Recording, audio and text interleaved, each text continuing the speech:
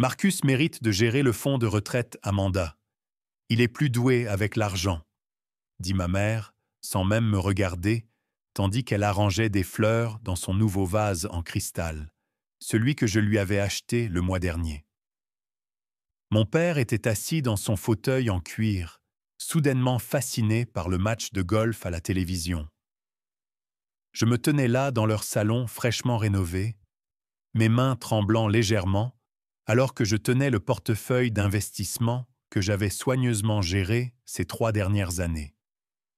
C'était ce même portefeuille qui contenait toutes les économies de ma vie, soit 275 000 $ de l'argent que j'avais investi pour assurer la retraite de mes parents après la faillite de l'entreprise de mon père. Plus doué avec l'argent, répétais-je la voix stable malgré la tempête qui grondait en moi. Marcus n'a pas conservé un emploi plus de 3 mois au cours des 5 dernières années. Je m'appelle Amanda Shin et à 32 ans, je venais d'être prise au dépourvu par les personnes en qui j'avais le plus confiance. En tant que conseillère financière dans l'un des plus grands cabinets de Boston, j'avais passé des années à bâtir ma carrière, vivant frugalement dans un petit appartement, pendant que mon jeune frère Marcus passait d'un plan pour devenir riche rapidement à un autre depuis le sous-sol de nos parents. Il s'est trouvé maintenant, insista maman se tournant enfin vers moi. Il a suivi des cours d'investissement en ligne et il a des idées géniales sur la crypto-monnaie. Je faillis rire. Le mois dernier, Marcus avait essayé de les convaincre d'investir dans des pierres de compagnie numérique. Le mois d'avant, c'était un service de livraison de smoothies qui ne s'était jamais concrétisé. « Où est Marcus maintenant » demandai-je, connaissant déjà la réponse. « À Vegas » marmonna papa, sans toujours croiser mon regard. « À une conférence sur la crypto-monnaie. Il dit que ça va tout changer. » Bien sûr, il était à Vegas, utilisant probablement la nouvelle carte de crédit que nos parents lui avaient ordonné une autre dépense qui sortirait finalement du fonds de retraite que j'avais établi. « Nous avons déjà signé les papiers », annonça maman en sortant une enveloppe du tiroir. « Marcus aura le contrôle total des comptes d'investissement à partir de la semaine prochaine. Il dit que la stratégie actuelle est trop conservatrice. » Mon estomac se noua en regardant les documents. Ils avaient en effet tout cédé à Marcus, lui donnant le contrôle complet non seulement de leur compte, mais aussi de mon investissement dans leur avenir. « Et qu'en est-il de ma contribution » demandai-je doucement. Les 275 000 $ que j'ai versés, le visage de maman se durcit, une expression que je voyais plus fréquemment depuis que Marcus était revenu à la maison il y a 6 mois. C'était un cadeau à la famille Amanda. Tu l'as dit toi-même. Et en tant que famille, nous avons décidé que Marcus devait le gérer. D'ailleurs, intervint enfin papa, coupant le son de la télévision. Tu gagnes bien ta vie. Tu n'en as pas besoin comme Marcus. Il a de la vision, ma chérie. Il a juste besoin d'une chance de faire ses preuves.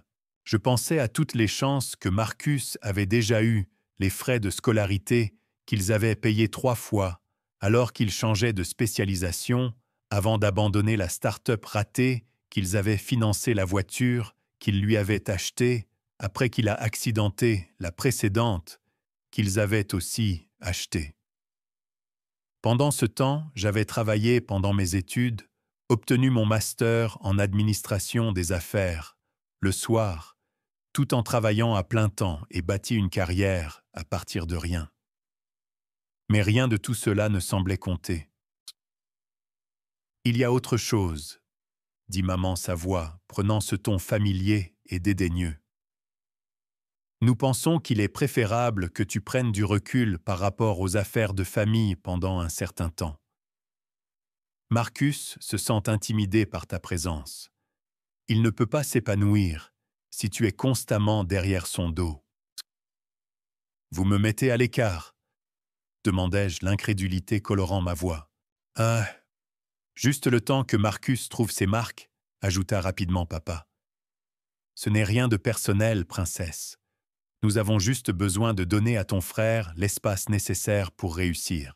Je regardais autour de moi dans la pièce, les nouveaux meubles que je les avais aidés à choisir, les rénovations que j'avais financées, les photos de famille où Marcus était toujours au premier plan, tandis que je souriais à l'arrière-plan.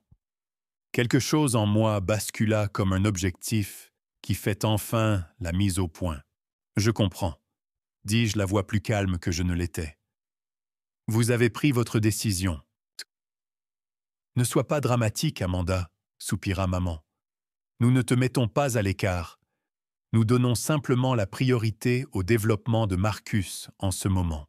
Je hochai la tête, rassemblant mes papiers. Une question. Marcus a-t-il mentionné à quelle conférence sur la crypto-monnaie il assistait à Vegas? La grande, balbutia papa. L'importante, dit-il. Tous les grands noms de la crypto y seront. Je souris en sortant mon téléphone. C'est intéressant, dis-je en composant un numéro. Parce que je suis rentré de Vegas hier. La seule conférence sur la crypto cette semaine a été annulée il y a 2 mois. Ma mère blêmit, tandis que je levais mon téléphone, leur montrant l'avis d'annulation sur le site web de la conférence. Mais Marcus a dit « J'en suis sûr », l'interrompis-je en me dirigeant vers la porte. « Bonne chance avec votre nouveau gestionnaire financier. J'espère que ces pierres de compagnie numérique fonctionneront pour vous. » Je sortis, refermant la porte sur leur visage stupéfait. Ils n'avaient aucune idée de ce que j'avais mis en branle avec cet appel téléphonique, mais ils allaient bientôt le découvrir. Le lendemain matin, alors que mes parents digéraient encore la révélation de la veille sur la fausse conférence de Marcus, j'étais dans mon bureau à passer des appels. Des années de travail dans les services financiers m'avaient appris une leçon cruciale, toujours avoir un plan de secours. Mon téléphone vibra de messages désespérés de mes parents. « Amanda, s'il te plaît, appelle-nous. » Marcus ne répond pas à son téléphone. « Ma chérie, nous avons peut-être été hâtifs hier. » Princesse, parlons-en. Je les ignorais tous, me concentrant plutôt sur le courriel de mon avocat, confirmant ce que je soupçonnais. Les documents de procuration que Marcus les avait convaincus de signer avaient une faille fatale. Ils avaient été certifiés par une personne dont la licence avait expiré 3 mois plus tôt. « Mademoiselle Wilson, êtes-vous sûre de vouloir poursuivre dans cette voie ?» me demanda mon avocat lors de notre appel du matin. « Une fois que nous aurons déposé ces papiers, les activités financières de votre frère feront l'objet d'une surveillance intense. J'ai pété, faites-le, répondis-je en pensant à l'alerte que j'avais reçue la nuit dernière du système de surveillance que j'avais secrètement placé sur le compte de retraite.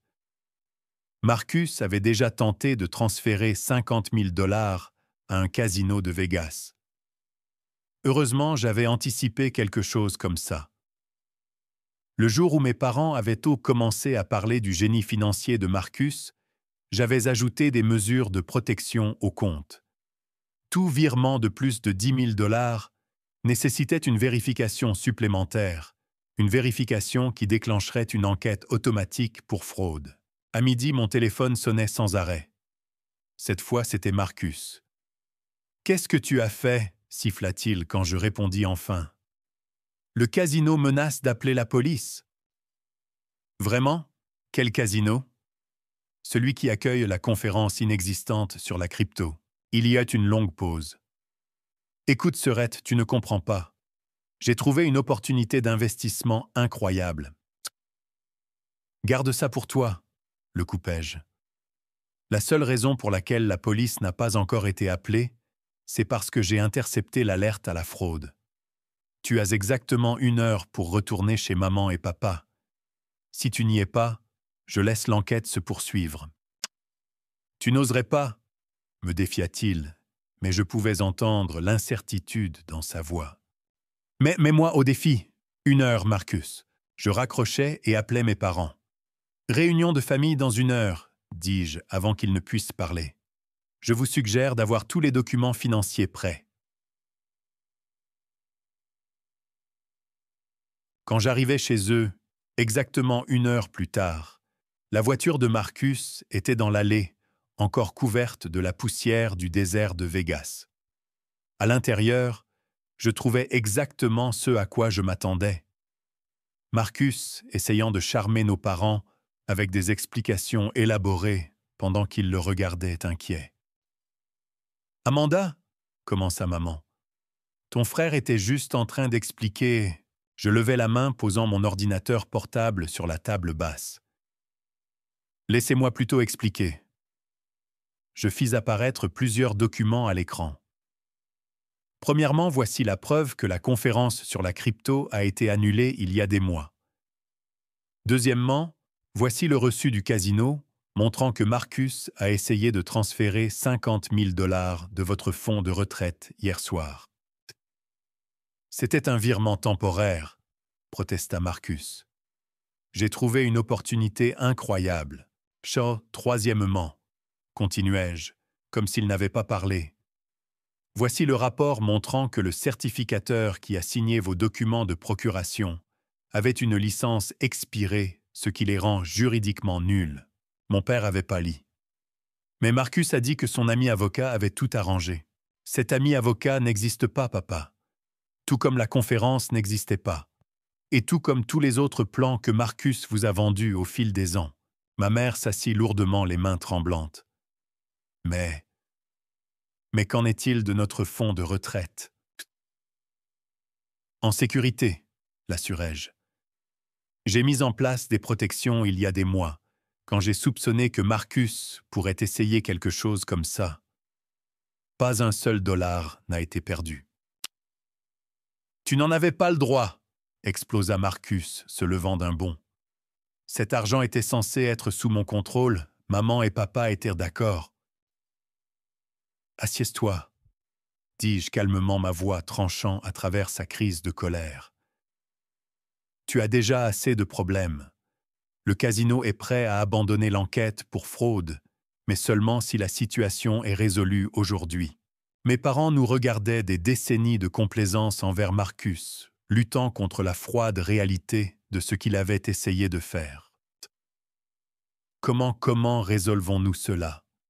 Demanda finalement mon père. Je sortis 3 documents de ma mallette. Premièrement, vous signez ces papiers, révoquant l'accès de Marcus à tous les comptes familiaux. Deuxièmement, il déménage de votre maison aujourd'hui. Troisièmement, il s'inscrit au programme d'éducation financière que j'ai organisé dans mon cabinet, où je laisse l'enquête pour fraude se poursuivre. Tu ne peux pas être sérieuse, se moqua Marcus, mais sa voix avait perdu son assurance. Mets-moi au défi, répétai-je mes mots de tout à l'heure. Tu as 1 heure pour décider. Encore une fois.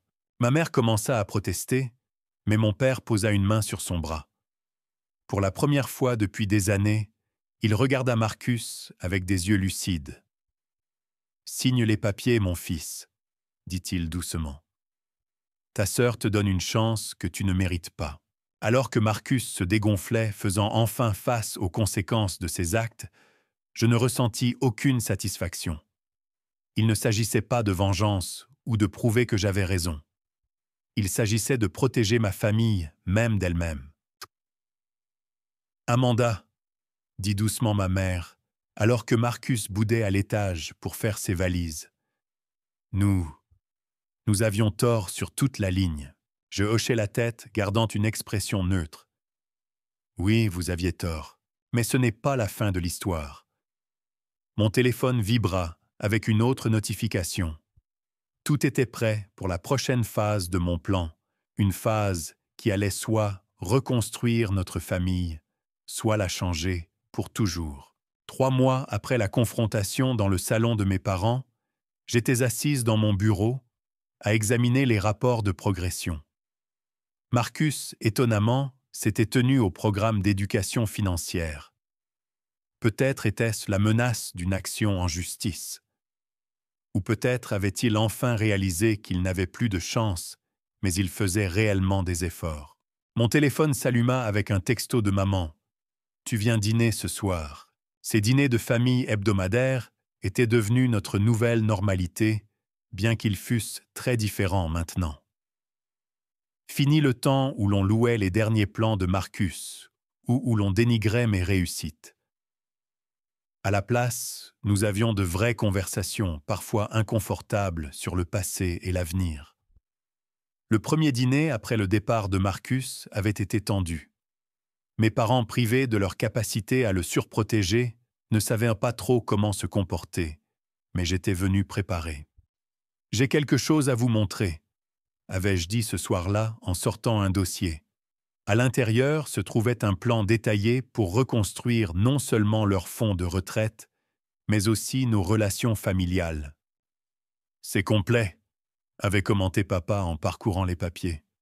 « J'ai appris du meilleur », avais-je répondu en regardant ses yeux se remplir de larmes, alors qu'il reconnaissait son propre format de plan d'affaires, celui qu'il utilisait avant que tout ne s'effondre. Maintenant, 3 mois plus tard, je répondis au texto de maman par un simple « oui » et souris en pensant à tout ce qui avait changé. Marcus vivait dans un petit appartement près de mon bureau, travaillant à temps partiel, tout en suivant le programme financier. Il ne s'épanouissait pas exactement, mais il survivait honnêtement pour la première fois de sa vie d'adulte. Le fonds de retraite s'était remis de sa tentative de vol, et j'avais mis en place des protections encore plus solides. Mais plus important encore, j'avais aidé mes parents à comprendre eux-mêmes la gestion de l'argent plutôt que de compter sur les autres pour s'en occuper à leur place. Ton frère a posé des questions sur le club d'investissement, m'envoya maman par texto. Est-ce que c'est bon s'il se joint à nous? C'était mon coup de maître. 2 mois plus tôt, j'avais créé un petit groupe d'investissement enseignant les bases de l'éducation financière aux membres de la famille et aux amis proches. Mes parents assistaient à chaque session, reconstruisant lentement leur confiance en même temps que leurs économies. S'il a terminé le niveau 2 de son programme, oui, répondis-je. Marcus devait mériter son retour, pas simplement se voir offrir des opportunités. Ce soir-là, en conduisant vers la maison de mes parents, je pensais à la lettre dans mon sac, celle qui pourrait tout changer à nouveau. Je l'avais reçue ce matin-là du conseil d'administration de mon cabinet. En entrant dans la maison familière, je trouvais l'atmosphère différente de notre réunion tendue d'il y a 3 mois. Maman cuisinait vraiment, au lieu de faire semblant d'arranger des fleurs, et papa mettait la table, au lieu de se cacher derrière la télévision. Marcus arriva le dernier portant un dossier à lui. « J'ai réussi le niveau 2, annonça-t-il sans préambule, sa voix portant une pointe de fierté authentique plutôt que ses fanfaronnades habituelles. « Félicitations, dis-je sincèrement. Le club d'investissement se réunit le jeudi à 18h. Pendant le dîner, la conversation coula de source. Maman parla du petit investissement qu'elle avait fait en suivant les directives du club. Papa discuta du magazine économique qu'il avait commencé à lire régulièrement. Marcus, un peu maladroitement, partagea ce qu'il avait appris sur les intérêts composés. Finalement, je sortis la lettre. « Le cabinet ouvre une nouvelle division », annonçai-je. « Éducation financière pour les familles touchées par la faillite et la fraude. Ils veulent que je la dirige. »« C'est merveilleux !» s'exclama maman, puis se reprit l'air incertain. « N'est-ce pas ?»« Ça l'est », l'assurai-je. « Et je veux commencer avec notre histoire. » Le silence autour de la table était lourd de sens. Le parcours de notre famille, la faillite, la complaisance, le quasi-désastre avec Marcus et la reprise, pourraient aider les autres. « Ah, nous tous », continuai-je en regardant Marcus. « Si tu es prêt à parler de ce qui n'allait pas et de comment tu y remédies, tu pourrais aider d'autres personnes à éviter les mêmes erreurs. » Marcus fixa son assiette un long moment. « Tu me fais confiance pour ça. Tu as mérité cette chance, » dis-je doucement. 3 mois de travail et d'études honnêtes. Ça compte. Papa s'éclaircit la gorge. Je devrais parler de mon rôle aussi. Comment j'ai échoué en tant que chef d'entreprise et en tant que père. Comment j'ai essayé de réparer mes erreurs en permettant de pire. Maman prit sa main. Nous l'avons tous les deux fait. Mais nous apprenons, n'est-ce pas? Je regardais autour de la table, ma mère voyant enfin ses enfants clairement. Mon père acceptant la responsabilité au lieu de s'en cacher. Marcus devenant lentement la personne qu'il aurait pu être depuis le début. C'est ça la vraie signification de la famille, dis-je. Pas se soutenir aveuglément dans ses erreurs, mais s'entraider pour grandir et s'améliorer. Même quand ça fait mal, ajouta Marcus de manière inattendue. Même quand cela signifie entendre qu'on a tort. Surtout à ce moment-là, approuvai-je. Alors que nous finissions de dîner faisant des plans pour le nouveau projet, je réalisais que ma vengeance n'en avait pas été une. Ça avait été une résurrection, celle de l'intégrité de notre famille, de nos relations et de notre avenir. Parfois, la meilleure façon de prouver sa valeur n'est pas de rabaisser les autres, mais de les aider à se reconstruire.